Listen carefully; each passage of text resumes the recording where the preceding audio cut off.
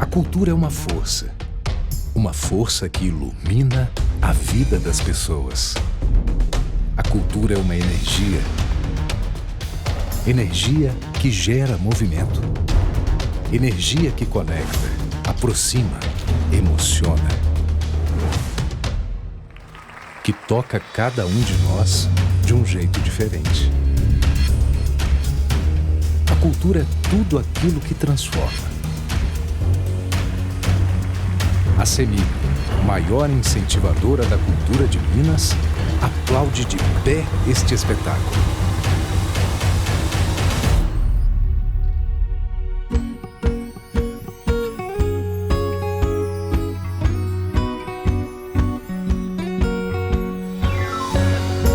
CEMIG, transformando vidas com a nossa energia.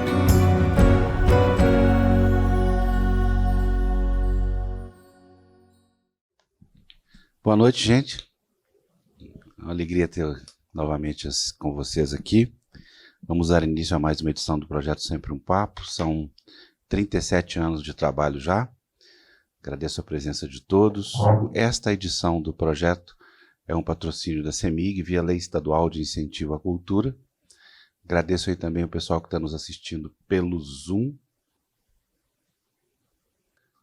Então a gente hoje tem novamente a presença do Juan Pablo Villa-Lobos, meu amigo aqui, também a família toda dessa vez, uma alegria a mais aqui para a gente. O Juan está lançando o seu livro mais recente, que eu não consegui descobrir o nome até agora, Juan. A Invasão do Povo do Espírito. E além disso, também, 2 dos livros dele vão ser adaptados para Netflix agora, recentemente. Vai ser o primeiro, A Festa do Covil. E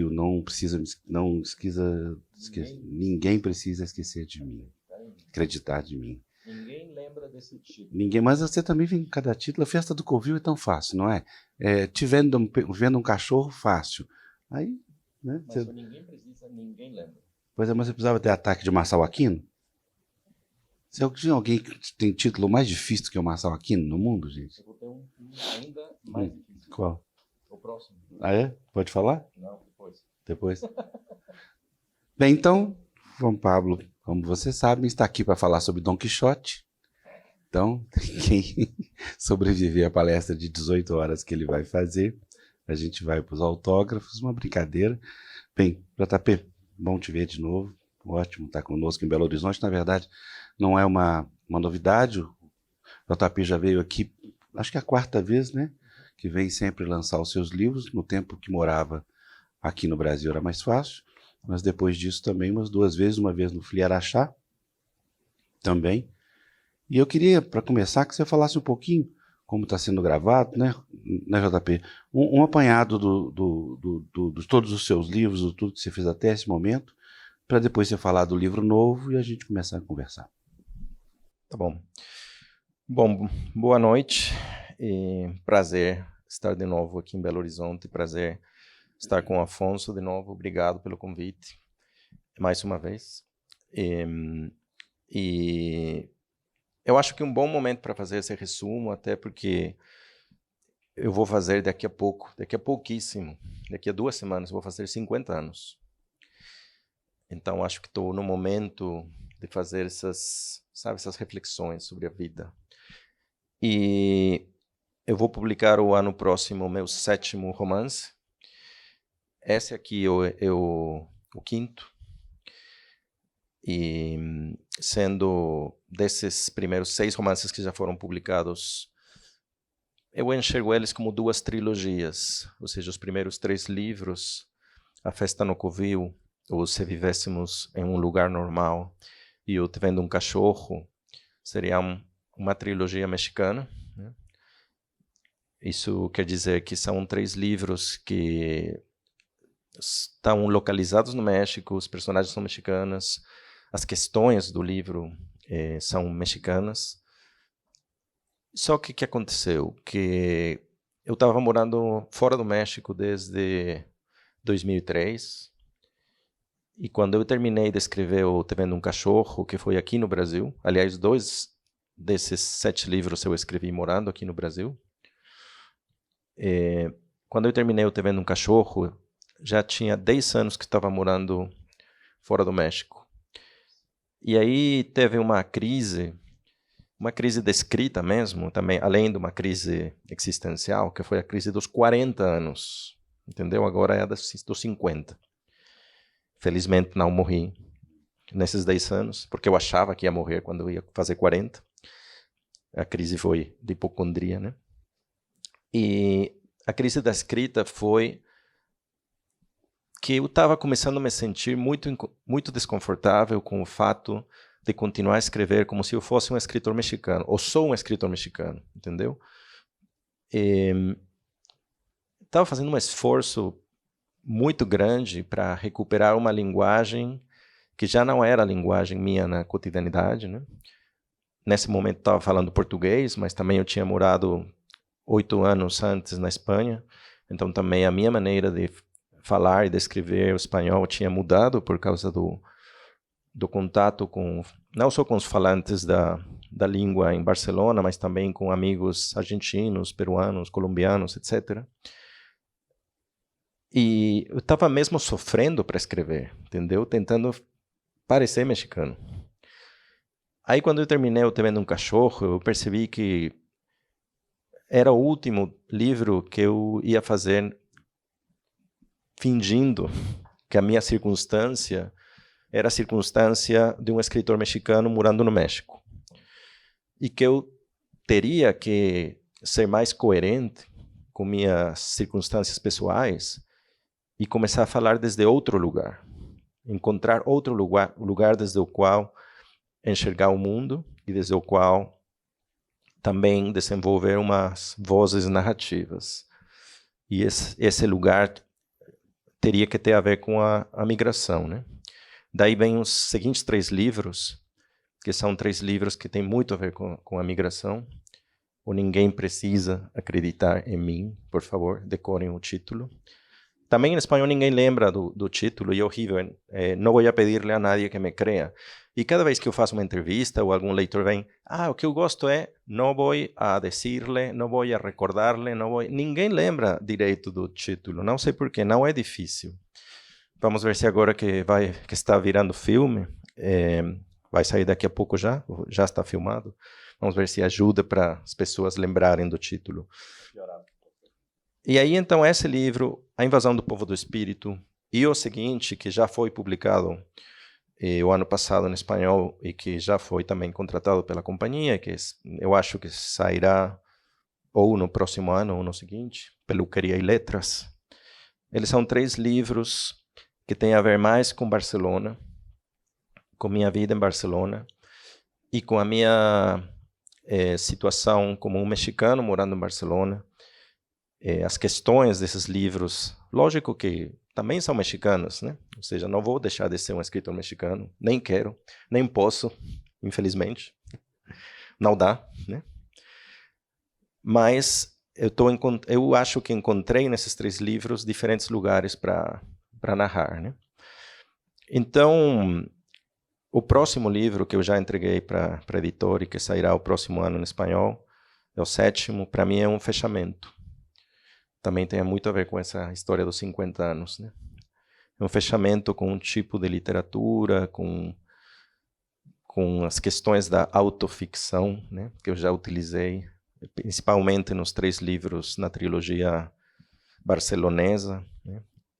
São especialmente o Ninguém Precisa Acreditar em Mim e o Peluqueria e Letras, são livros onde eu usei meu nome, né? O protagonista é um Juan Pablo Villalobos, que nem eu. E no próximo também, e aí é um fechamento com isso, e eu acho que eu vou ir para um novo começo, a partir da publicação do 7º livro. Então, os 3 primeiros, os livros mexicanos, eles estão muito na linha da tradição literária mexicana. Eu estudei letras, né? Eu fui na faculdade de literatura espanhola, então tenho uma formação e um conhecimento da literatura mexicana desde a colônia, século XIX, e principalmente a literatura do século XX, que é a que mais me interessa. E então esses livros são muito reconhecíveis, né, nessa tradição literária. E tem a ver, as questões são aquelas da realidade mexicana atual, né? Violência, tráfico, desigualdade, injustiça, né? Isso aqui no Brasil acho que não tem, né? Não tem?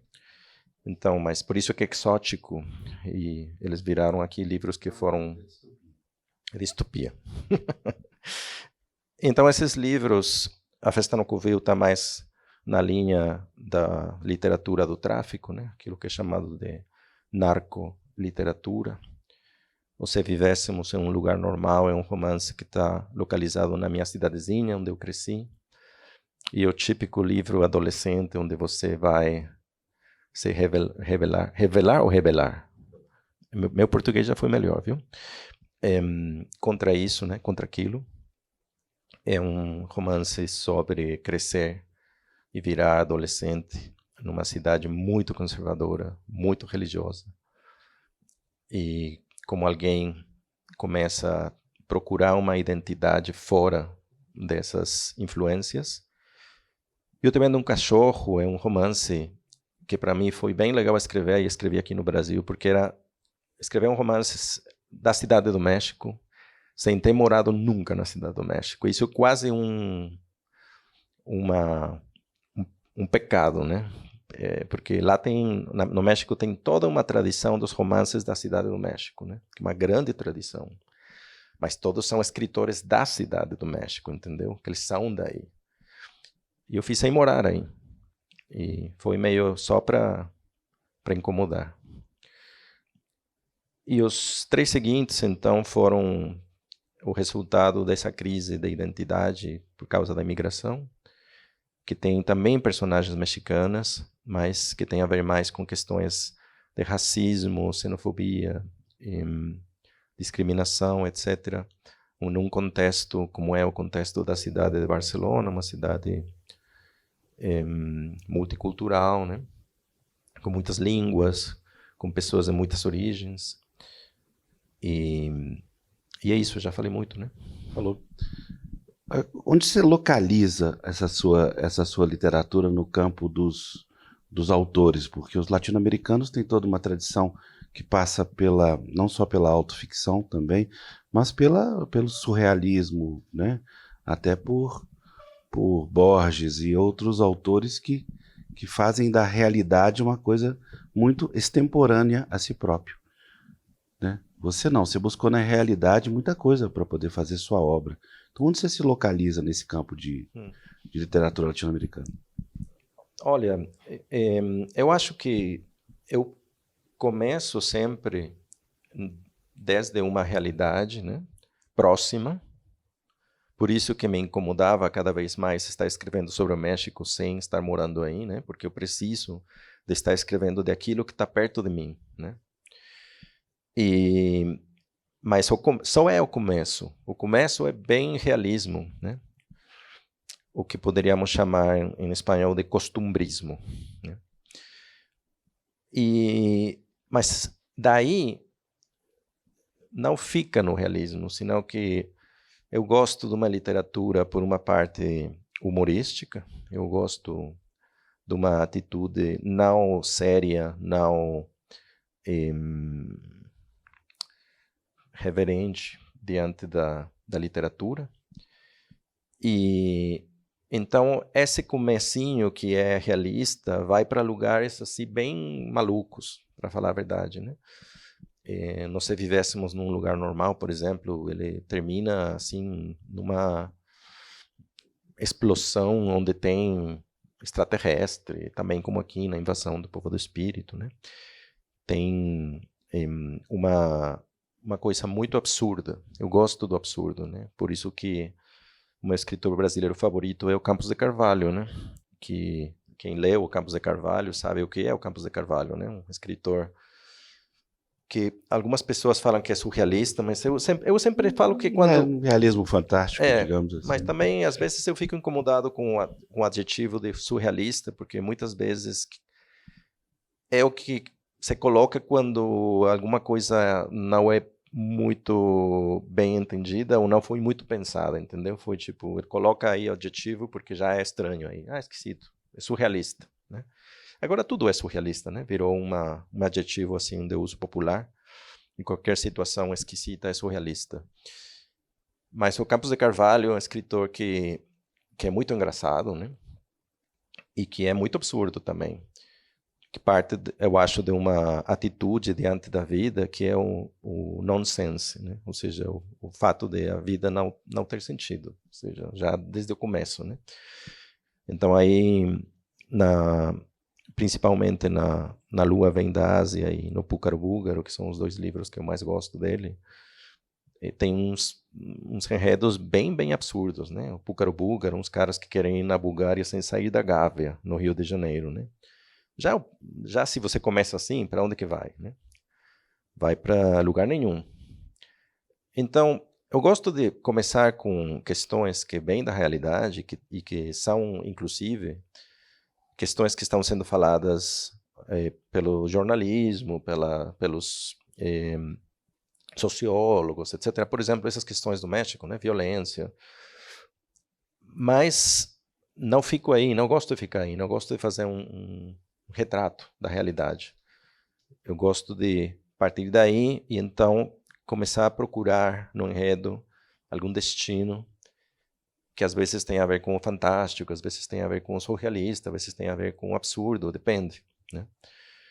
Mas eu acho que o que movimenta toda a minha escrita, desde o primeiro livro até agora, que eu acabei de saber pelo meu analista,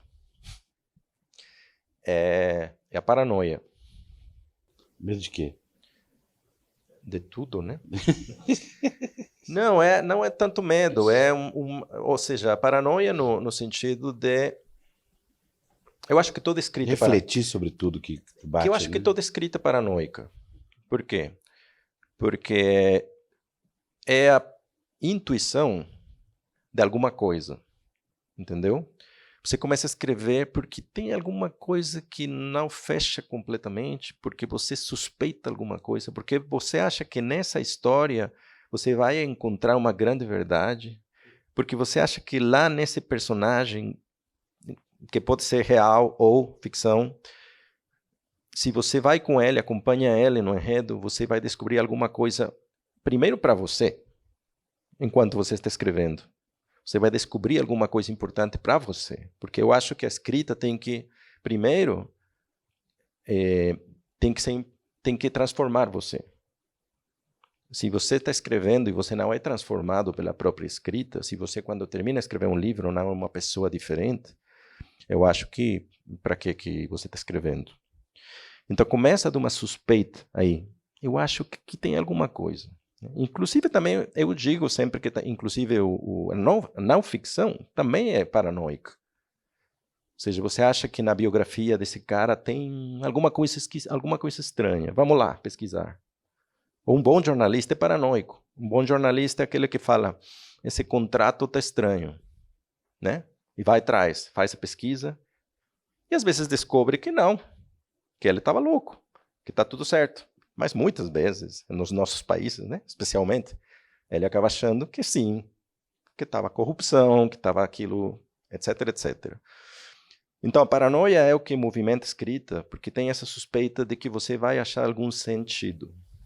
Mas você, então, não faz previsão nenhuma do que vai escrever quando começa, porque nesse ritmo, a surpresa que o seu próprio texto pode provocar em você é o motor que te leva à próxima página, né? Até certo ponto, sim. Ou seja, porque é um romance. E o romance também precisa de muito controle. Então, eu acho que até uns 60%, 70% da escrita, eu estou quase sempre indo pela intuição e estou me deixando levar. E essa parte é mais interessante. depois chega um ponto em que você tem que ir fechando as portas e as janelas que você foi abrindo, entendeu? Para dar uma coerência àquilo. Porque senão aquilo só vai ser uma ida de olla, falamos em espanhol, como se falaria? Uma maluquice, entendeu? Mas se você quer construir uma narrativa coerente, tem que parar num momento de seguir a sua intuição, tem que parar, refletir, pensar o que você fez e aí começar a escrever já, aí sim, mais racionalmente, mais planejando, vou para cá, vamos fazer isso, né? Mas cada livro é diferente. E cada livro tem uma história diferente do processo da escrita, mas eu tento aguentar o máximo possível o momento em que eu vou ter que parar para pensar. E no livro, no último, o que ainda não foi publicado aqui no Brasil, no Pelicularia e Letras, eu consegui aguentar até 3 páginas antes de terminar. Tudo bem que ele é pequenino, né? Ele tem 100 páginas. Mas eu juro que consegui chegar até aí sem saber para onde que eu ia. E aí, de repente, veio o final e foi 2 páginas a mais para escrever. Você não reescreveu tudo? Não. Não? Tem outros. Esse aqui, A Invasão do Povo do Espírito. Você conta a história da invasão. A invasão é uma... Eu tenho que falar um pouquinho de Ninguém Precisa Acreditar em Mim, porque junto com esse livro é uma resposta diferente àquela crise do lugar que eu tenho como escritor no mundo e na minha vida. E quando eu entrei nessa crise de eu não sou mais só um mexicano, eu quero escrever do que eu tenho perto e eu não quero ficar preocupado porque não estou escrevendo como mexicano. Aí, então, o Ninguém Precisa Acreditar em Mim foi uma resposta onde o que eu fiz foi pegar todos os espanhóis, todas as línguas, quer dizer, faladas, o espanhol da Catalunha, que não é o mesmo que o espanhol de Madrid, porque é um espanhol influenciado pelo catalão. O espanhol que é falado pelos argentinos, colombianos, peruanos, mexicanos, etc., mas morando em Barcelona. Eu queria pegar todos esses registros do espanhol e falar, todos eles são meus. Então, é um romance escrito em diferentes registros do espanhol, e até por isso é muito difícil de traduzir. O Sérgio Molina, que fez a tradução desse livro, e também a minha tradutora em inglês, o francês, etc., falávamos muito, porque até houve um momento em que a editora francesa falou, esse livro não dá para traduzir, entendeu? Vai perder toda a graça quando você fazer o trabalho de tentar chegar para essa variedade de registros, né? Então, a resposta dessa crise de identidade com meus problemas com a língua foi me apropriar de todas essas línguas.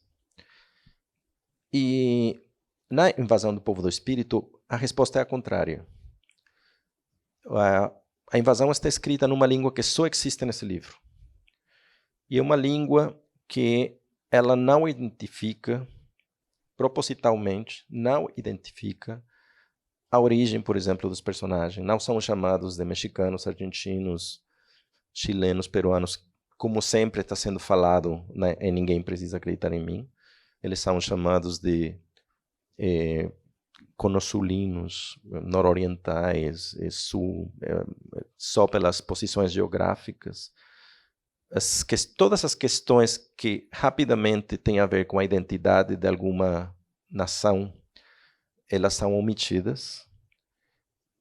E todas as questões que, pelo tanto, levam para o leitor para um preconceito. Entendeu? Você fala um chinês. Você já aparece aí toda uma série de preconceitos ao redor disso.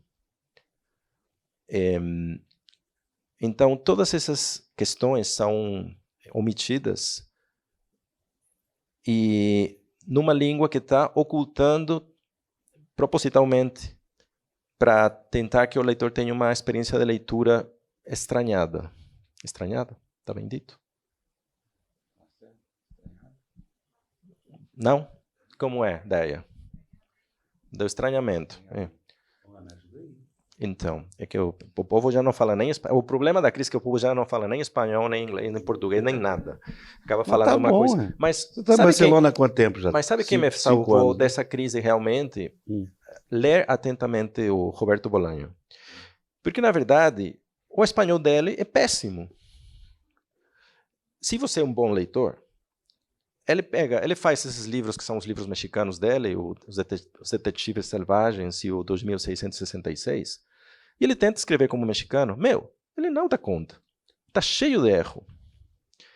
Ele tem ainda o atrevimento de falar que são, tipo, primeiras pessoas, né? Fala assim, Carlos Monsiváis, 23 de outubro, sei lá onde e tal. E aí ele faz a fala dele, e ele coloca chilenismos lá, ele coloca palavras do espanhol, fala, o que é isso?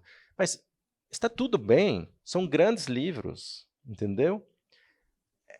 Acho que dos grandes aprendizados de ler Bolanho é se libertar a respeito da língua.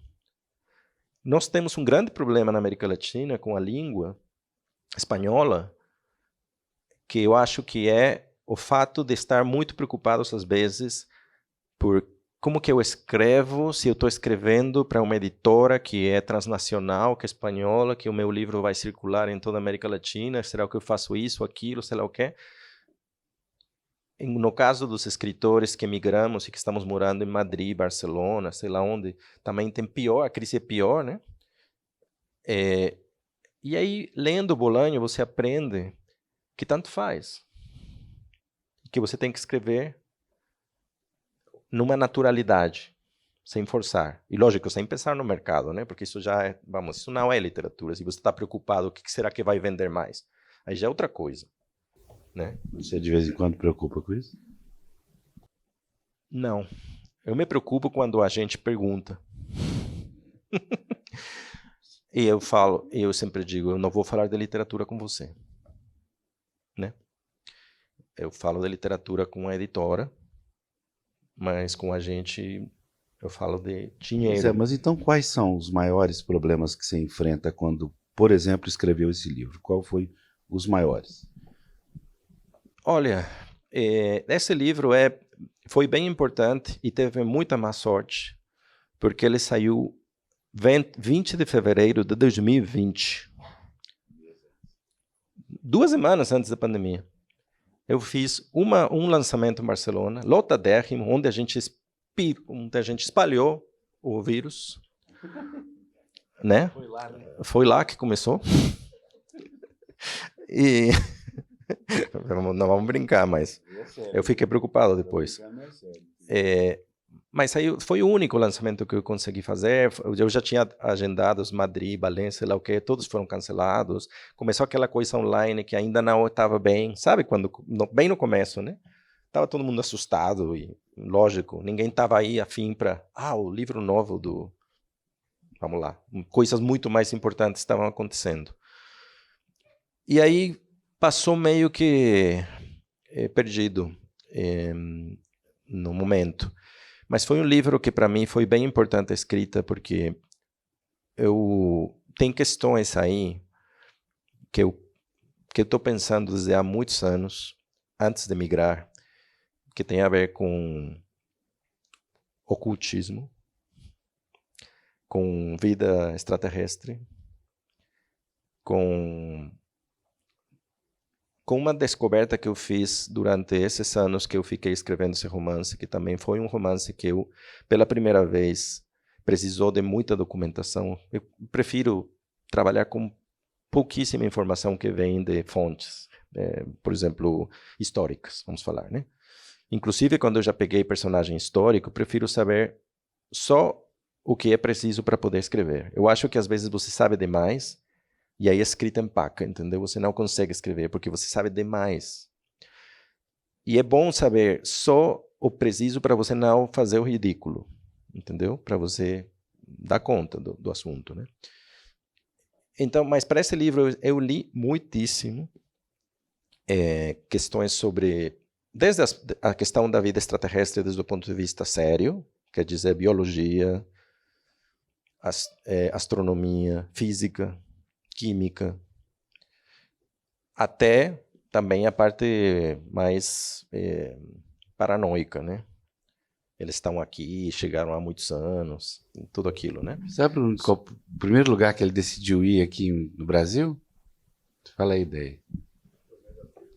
São Tomé das Letras. E a gente vai Tava na lá volta. ontem. Eu estou indignado porque eu ainda não fui para Varginha, mas eu vou. Você entrou naquele tubo lá, naquela gruta que sai lá em Machu Picchu? Eu fui. Tinha um monte de pão de queijo, tinha cachaça e queijo também. Gostoso. Voltando aos problemas que você... Sim, então eu fiz bastante pesquisa, eu li bastante desses assuntos enquanto estava escrevendo esse livro. E eu acabei descobrindo uma coisa muito assustadora para mim. Por quê? Porque todo esse interesse por esses assuntos vem do meu pai. Na minha casa, na casa da minha família, tinha uma pequena biblioteca, não tinha muito livro, mas tinha. E o meu pai tinha uma parte da biblioteca dele eram livros de filosofia, porque ele foi professor de filosofia. Ele é médico, e ele foi, durante uma época, ele deu aula de filosofia no ensino médio. Então tinha os clássicos da filosofia lá, que eu fui pegando na adolescência, não recomendo. Péssima ideia, ler Jean-Paul Sartre com 14 anos. E depois tinha livros de assuntos paranormais. Muitos. Principalmente extraterrestres, que meu pai também sempre gostou dessa história, desses assuntos. Ufólogo. Então, o que aconteceu quando eu comecei agora a vamos ler com um sistema, né? Tentar organizar essas leituras, tentar fazer uma reflexão séria sobre essas leituras.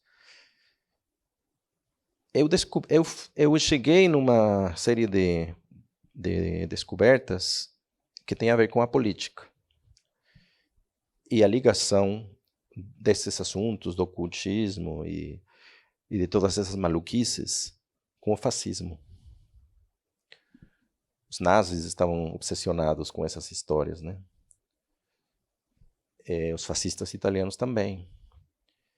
E foi assustador em algum momento. Eu pensei, peraí, onde você cresceu? O que tem lá, na sua cidadezinha onde você cresceu? Tem um movimento fascista, que era chamado de sinarquismo. O sinarquismo, nos anos 20 do século XX, foi uma resposta a um governo liberal que tinha tirado da igreja os grandes privilégios que ela tinha na época. E a resposta foi um movimento armado, guerrilheiro, reacionário, para devolver esses privilégios para a igreja. E nasceu na minha região.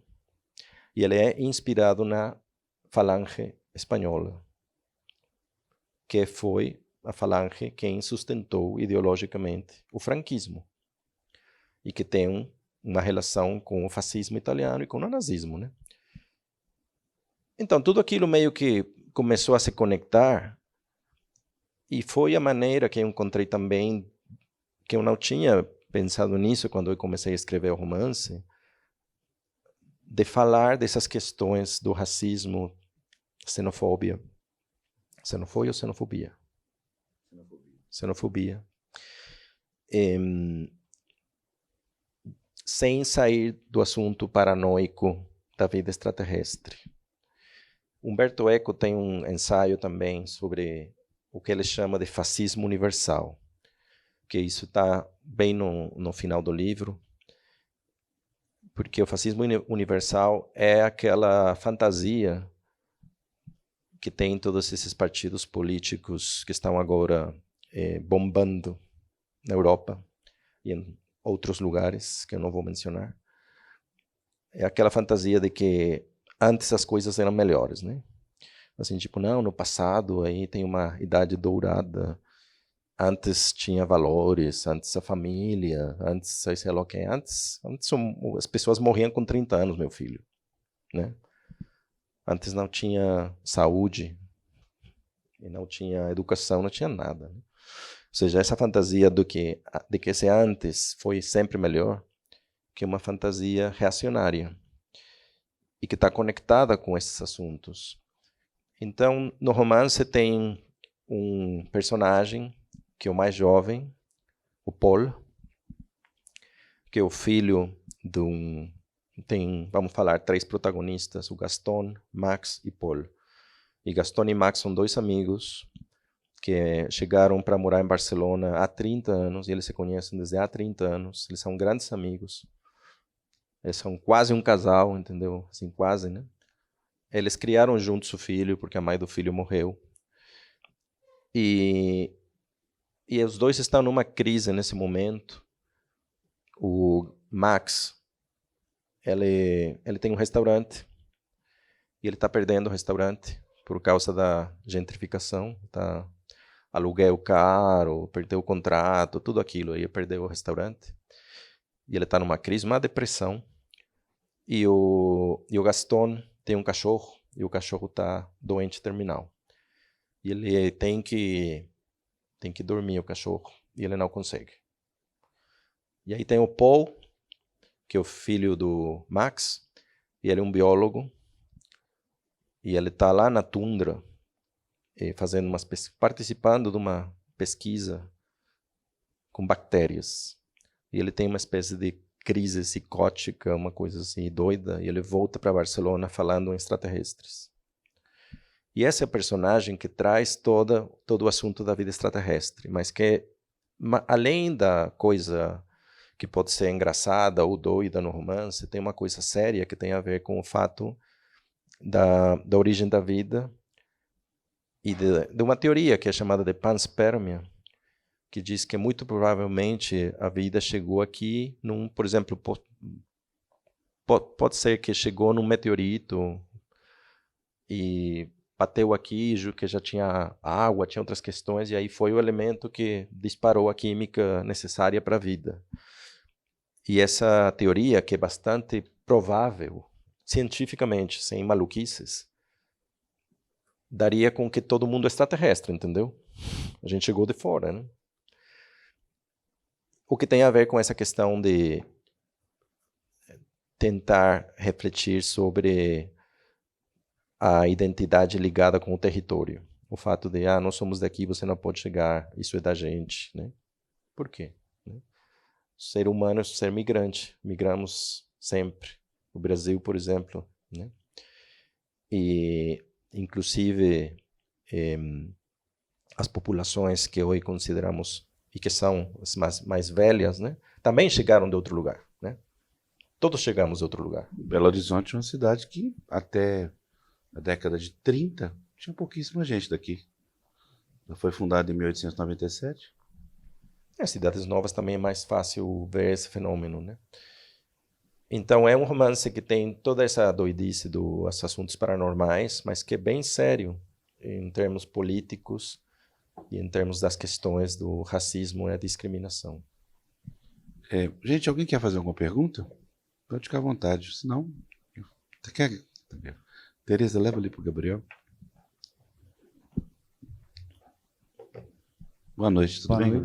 Boa noite, Juan Pablo. Prazer poder te ouvir. Eu queria te perguntar sobre a construção desse narrador, que é um narrador que me fez rir o livro quase inteiro, assim, porque tem momentos que ele parece saber menos sobre os personagens do que a gente, assim, ele parece que ele está descobrindo junto com a gente o que está acontecendo no íntimo daqueles 3 personagens, e ele por vezes ele é isso, ele tem esse poder de escolher o que mostrar ou não, né? Então ele a todo momento ele deixa bem claro para a gente que a gente está sendo uns enxeridos, assim, que a gente está realmente vendo algo que não necessariamente a gente deveria estar vendo, assim. Eu acho isso muito interessante. E eu queria te ouvir falar sobre esse narrador, sobre essa construção da voz narrativa. Obrigado pela pergunta. Eu acho que cada livro deve ter além daquele aprendizado que eu falei de transformar você através da escrita, também tem um aprendizado que é um aprendizado bem prático, ou seja, da escrita mesmo, né? Vamos falar técnico, entre aspas, né? E os meus primeiros 5 livros, todos eles foram escritos em primeira pessoa. Todos. Até ninguém precisa acreditar em mim que tem 4 vozes narrativas, as 4 são primeira pessoa, né? E eu, de repente, pensei, vamos escrever um romance em terceira pessoa? Não deu, Mas deu essa coisa estranha, que não é uma primeira pessoa. Não é a terceira, é isso. O mais engraçado é que a todo momento ele coloca nós, É uma primeira pessoa do plural, né? E ele fala de nós, sim, mas ele também está por fora da história.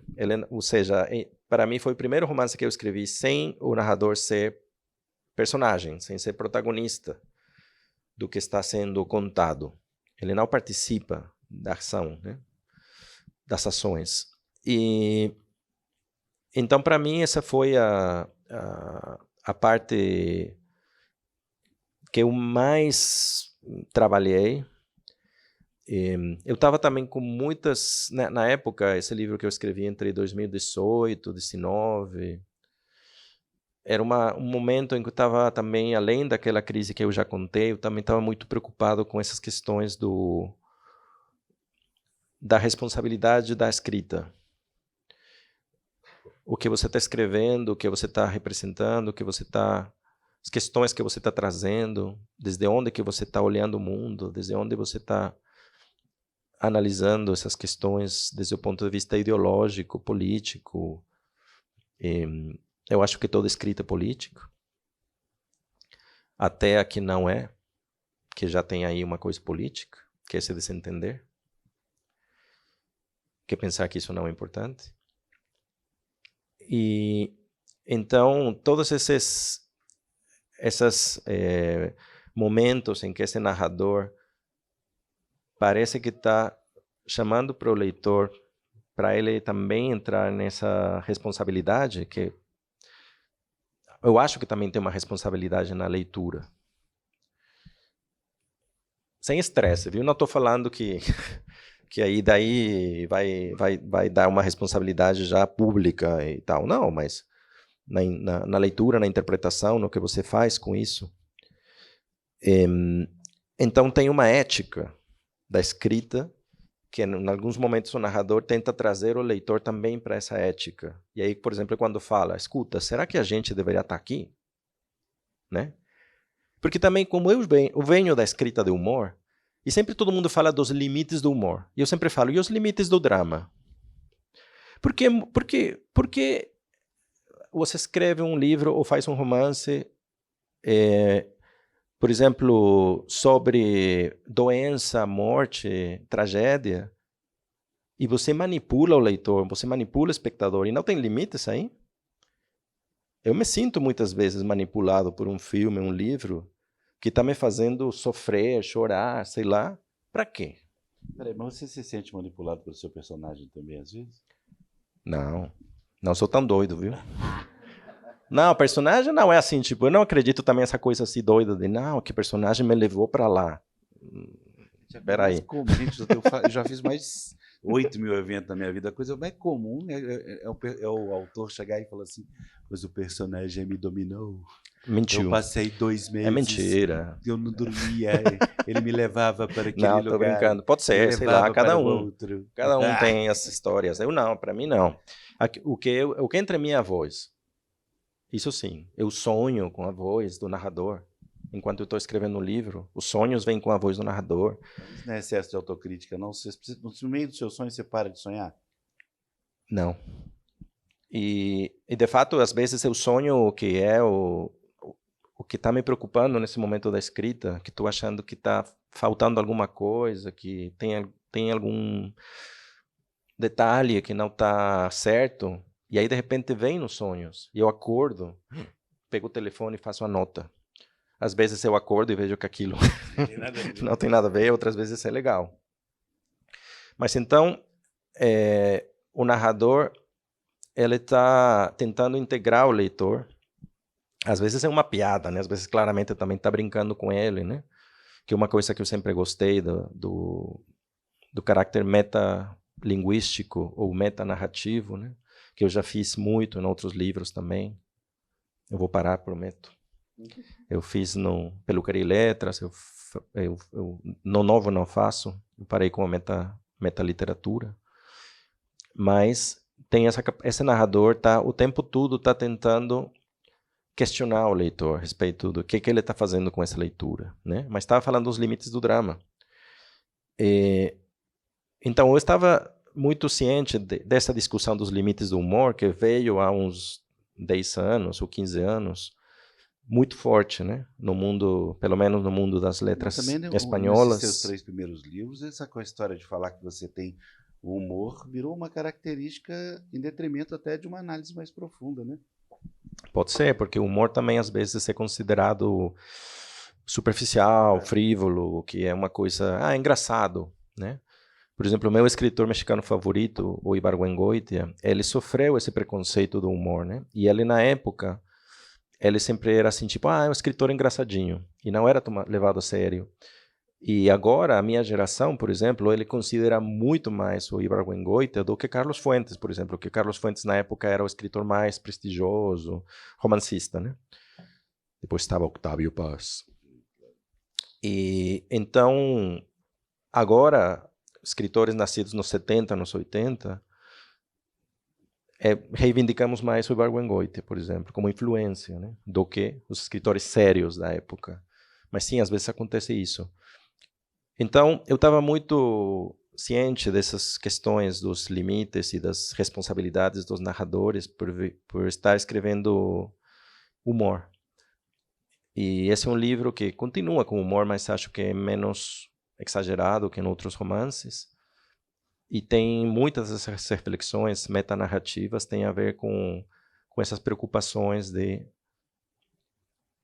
da responsabilidade da escrita e da responsabilidade da leitura, que não tem uma resposta, ou seja, não é que essa ética seja uma ética que já aparece e você fica aí, né? Por exemplo, eu já penso diferente do que eu pensava quando eu escrevi esse livro.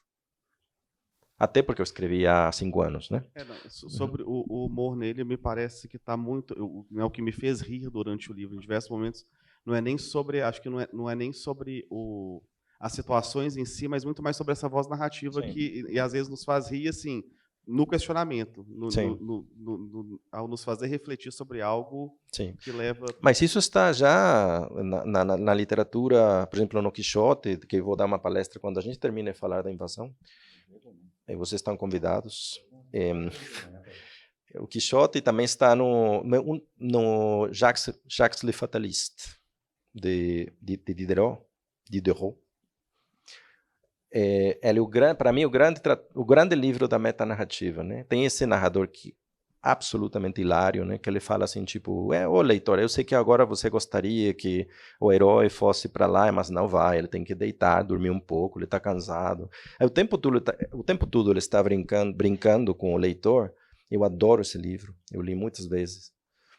E é, para mim, a origem da metanarrativa moderna, né? Metanarrativa teve sempre, né? Agora, a moderna e no romance, está tudo aí. Todos os truques. O Diderot foi quem colocou lá nesse romance. Mais perguntas, gente? Eu queria... vou te fazer.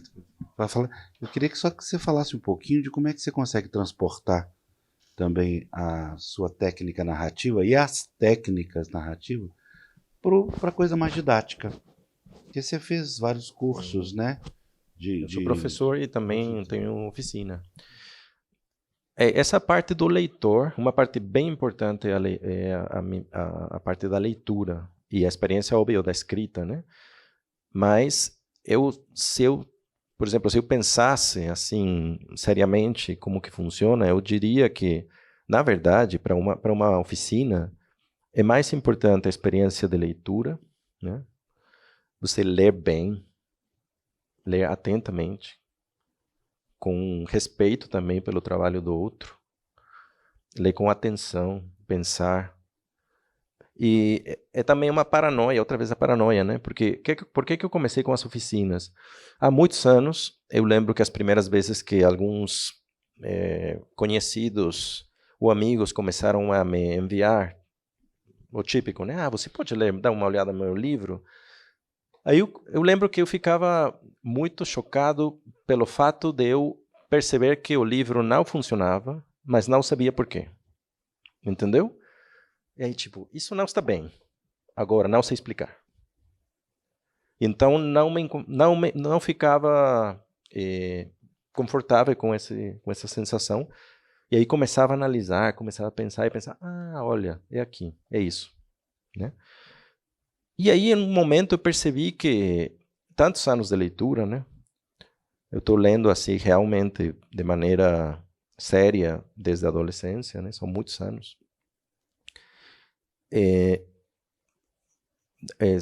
Tinha aí um olhar e um entendimento da estrutura, da parte também da criação dos personagens, da voz narrativa, tal, que eu tinha aprendido lendo e que eu tinha aprendido não de uma maneira sistemática. Eu tinha aprendido nesse percurso, né?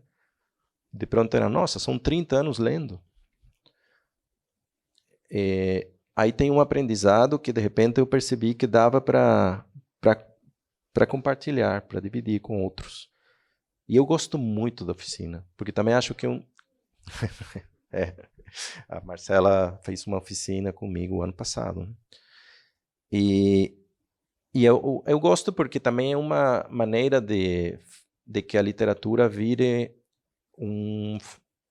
uma coisa social e tirar ela do isolamento. Eu acho também que essa ideia do escritor isolado, que ninguém tem que molestar porque ele está escrevendo, e que ele tem que ir lá numa cabana perdida no meio do mato para ele escrever a grande obra que ele está pensando, eu acho que isso é uma ideia velha da escrita. Eu entendo a escrita como algo que acontece no diálogo com os outros e no contato com a realidade. Se eu vou lá numa residência, você chega nessas ofertas às vezes, não, vem cá na Islândia, passar 4 meses isolado numa montanha, de que eu vou escrever? Né? Eu vou ficar lá com as vacas e olhando para o céu e vou me deprimir. E com o que eu vou conversar, de que eu vou escrever? Porque o que acontece comigo quando eu estou escrevendo é que aquilo que você está escrevendo, quando realmente a escrita funciona, o mundo fala para você. Tudo tem a ver com o livro que você está escrevendo. Você sai na rua e ouve uma frase, essa frase é do meu livro. Você enxerga uma coisa, isso tem a ver com o livro. Tudo tem a ver com o livro. Ana, isso é poesia, não é? De certa forma. A poesia é a observação do real, né? Mas aí tem uma questão que começa, o mundo fala para você, de repente. E aí é quando eu percebo que está indo bem a escrita. Então, a oficina é o momento de abrir o processo e acompanhar. E às vezes é meio terapia, viu? Muitas vezes. Porque não dá para falar da escrita sem falar de você, dos problemas de você, de por que você está se sentindo assim. Não dá. Não dá. É uma coisa bem íntima. E a oficina funciona bem quando tem esse espaço onde as pessoas são generosas e todo mundo está de boa. Não tem, às vezes, um clima competitivo que pode ser ruim, né? Atrapalha. Não, tem que ser um espaço onde todo mundo se sinta confortável, se sinta à vontade e seguro. O Rubem Alves falava que não é ping-pong, é frescobol, né? Boa noite, como é que você chama? Boa noite, eu sou a Nayara. Primeiro eu queria dizer que é um prazer falar com você. Eu adorei ler a trilogia mexicana. O livro que ninguém sabe o título, eu também não conhecia, passou batido esse título traduzido aqui para o Brasil. E li esse livro em 2 dias, gostei muito. E a minha pergunta você já respondeu, na verdade, né, que você falou que o mundo fala com você. Eu queria saber sobre a construção do personagem, o melhor jogador da Terra, que eu vou usar o nome assim, Messi, e a coisa da brincadeira de que dizem, bom, não sei se é uma brincadeira ou não, uma paranoia, de que o Messi é um alienígena, e ele está num livro falando sobre alienígena. Assim, como que foi essa construção de jogar essa paranoia do futebol no livro, porque no final eu fiquei decepcionada. Eu achei que você ia falar que o Messi era um alienígena no final ali, mas o personagem só estava com problema de estômago mesmo. Sim. O advogado falou para você não falar, né? Então, podemos ter problema de direitos. Não, engraçado é que eu nunca falo onde que acontece o romance, e quando eu publiquei, todo mundo fala, é Barcelona, porque se está o melhor jogador do mundo, é Barcelona, é Messi. Depois Messi foi embora, né? Então, aí já mudou, o romance estava em Paris, então. Mas, sim, é Messi, né? E tinha esse apelido, né, de chamar ele de extraterrestre. E tinha um cara na rádio que eu gosto de ouvir lá em Barcelona, com os jogos do Barça, que ele sempre falava assim, gritava quando ele fazia gol, assim, de onde que você chegou, de que planeta, sei lá, extraterrestre, né? E eu gostava muito disso, né? E também, então, mas aí o importante é que todos esses personagens, inclusive o Messi, né? Eles estão passando por uma crise, né? E ele está com uma... que foi, de fato, ele passou essa crise, não inventei. O Messi vomitava nos jogos. Não foi nem no começo da carreira dele, foi no momento que ele começou a jogar mal e ele começou a passar mal. Ele tinha crise de ansiedade, né? E ele vomitava. E tinha teorias, o que está acontecendo. E aí passou, foi uns meses, assim, eu fiquei com aquilo. E esse é o momento que eu peguei no romance. Eu gosto muito de futebol, coloquei em vários livros.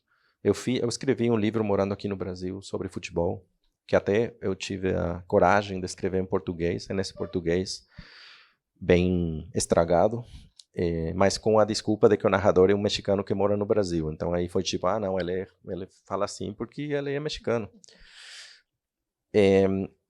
E porque o futebol foi importante na minha infância e continua a ser importante na minha vida, então eu acho que também não tem questões que são frívolas ou que não merecem estar na literatura, né? Por sinal, não é?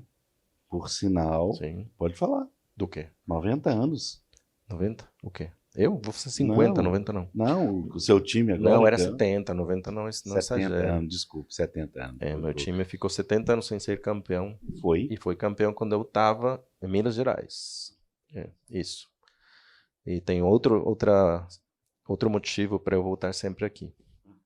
Tem que falar o nome do time. Atlas. Atlas. Não tem mais time no México, só tem Atlas. O resto dos times são... Ia fazer uma piada dessa com o Galo aqui, mas não tenho condição de fazer, não. Tá difícil aqui nessa situação. Mais pergunta? Eu queria que você... Bem, enquanto o pessoal não decide, eu queria que você falasse um pouquinho sobre o Brasil, porque não só o tempo que você morou aqui, né, em Campinas, você rodou esse país, não é? Durante um bom tempo. O tempo, né, que você viveu aqui, você foi até Ipatinga, né? Quer dizer... Eu fui até Ipatinga, assim. Eu fui numa feira do livro que acontecia num shopping. Exatamente. Não tem nada com isso, não. Você falou que eu ali não tinha nada com isso. Você não foi sei. Lá, eu acho que sim, mas você está negando. Roubada, não. Inclusive o shopping tem um teatro. Eu faria dentro do teatro, não do lado de fora do shopping, no meio do negócio lá. Tudo bem. Estávamos derrubando o capitalismo. Tá vendo? Então eu queria que você falasse um pouquinho, porque, né, você conhece um bocado do Brasil, né? Bom, como eu falei, eu escrevi aqui 2 livros, né? Quando a gente chegou a morar aqui em 2011, eu só tinha publicado um livro, A Festa no Covil, que a Companhia das Letras já tinha contratado e estava no processo de ser publicado. E então o que aconteceu? Que o livro foi publicado enquanto a gente morava aqui, em 2012. Então deu essa sorte de que eu estava aqui e deu a sorte de que o Brasil estava bem, né? Lembra? Tinha muita Feira do Livro, muito festival, muita coisa acontecendo. Daí teve outro sucesso muito aleatório, que deu sorte, na verdade, para mim, que foi o fato daquele maluco norueguês, o Karl Ove Knausgaard, cancelar a sua vinda para o Brasil e chamaram a mim para ser o substituto do Knausgaard na Flip. E daí, como me chamaram para substituir ele, teve aí um impacto dessa minha participação na Flip. Chegou muito convite depois dessa participação. Saiu o segundo livro, e aí comecei a rodar no Brasil mesmo. Eu fui muito Feira do Livro, muitos festivais, conheci muitos colegas, eu virei grande amigo de alguns escritores e escritoras brasileiros que eu leio, admiro e conheço. Eu acho que bastante a literatura contemporânea brasileira. Eu continuo, cada vez que a gente vem de férias, eu volto para Barcelona com as novidades, né? Que antes me eram enviadas, mas pararam de enviar, né? Então, eu acho que as editoras já se esqueceram de mim. Mas eu acho que conheço também a literatura brasileira e virou uma influência importante. Até o meu próximo livro, olha, tem um título. Pode falar, que são 2 versos da Ana Martins Marques, que está aqui. Mas Que você eu pedi, deixou, né? eu pedi emprestado. Você deixou. Eu tinha esperança que você não deixasse para provocar. Já pensou? Ia ter que escrever de novo o romance. Você pode falar? O título? Não, vamos deixar de Vamos mistério. Deixa de mistério. Vamos deixar um pouco de... É bom ter mistério, ter segredo. Grande tema... Tem uma ideia. Leia toda a obra da Ana Martins Marques e descubra. Exatamente, procura. Pronto. Posso falar que está no Livro das Semelhanças. Então, pode procurar lá no Livro das Semelhanças, que é um livro lindíssimo, incrível. E aí, procura o título. Tá bom. Então, vamos fazer um concurso. Quem achar, ganha a obra completa, firmada. Tá E você lançado manda. aí, tá gravado. Agora acabou. Mas você estava terminando de falar sobre o Brasil? Não, e então... a literatura brasileira, no final das contas, acabou virando uma influência também na minha escrita, né? Por exemplo, foram momentos assim pontuais que sim, e que foram bacanas também, por exemplo, quando já os amigos, os colegas começaram a me conhecer, começaram a ver o que eu escrevia. Eu lembro também do dia que um amigo chegou e falou: "Olha, esse é o escritor que você vai gostar", e me deu Campos de Carvalho. E é certo. Ele me deu A Lua Vendável num aniversário meu. E eu comecei a ler, esse mesmo dia, peguei assim só para ver a primeira página, e eu li todo. Fiquei louco. Aí fui atrás de todos os livros. E tem, então, uma história aí também que eu acho que, sem ser muito óbvio, a minha escrita seria diferente sem a influência da minha vida no Brasil e também da literatura brasileira, né? Que virou importante por causa disso, né? Por uma questão de amizades, de eu passar por aqui bastante, né? Uma vez a cada ano e meio, 2 anos que estou aqui. Então, com certeza, na minha literatura tem alguma coisa brasileira. E, bom, de fato, no último livro que eu publiquei, Peluqueria e Letras, que é uma autoficção, né? Tem uma coisa brasileira, porque a família é a protagonista do livro, né? Os 2 filhos e a minha esposa. E então tem essa questão também do Brasil. E como o título é Peluqueria e Letras, ele não dá para traduzir bem no Brasil, eu acho que vou pegar uma das frases que tem no livro, e o livro vai se chamar Tudo Acabou em Pizza. Que é um título bem brasileiro, né? Uma frase bem brasileira, mas que tem a ver com o livro, que em um momento do livro explica o que essa frase significa no Brasil. E o livro acaba em pizza mesmo. Então, eu acho que o livro provavelmente vai chamar assim, e é um livro brasileiro, em parte, né? Obrigado. Até a próxima. Eu que agradeço, Afonso, pelo convite e pela generosidade sempre. Me leve para Ipatinga outra vez. E não nega seu passado. Fui Itabira, fui para Catu. E obrigado a todos por vir hoje.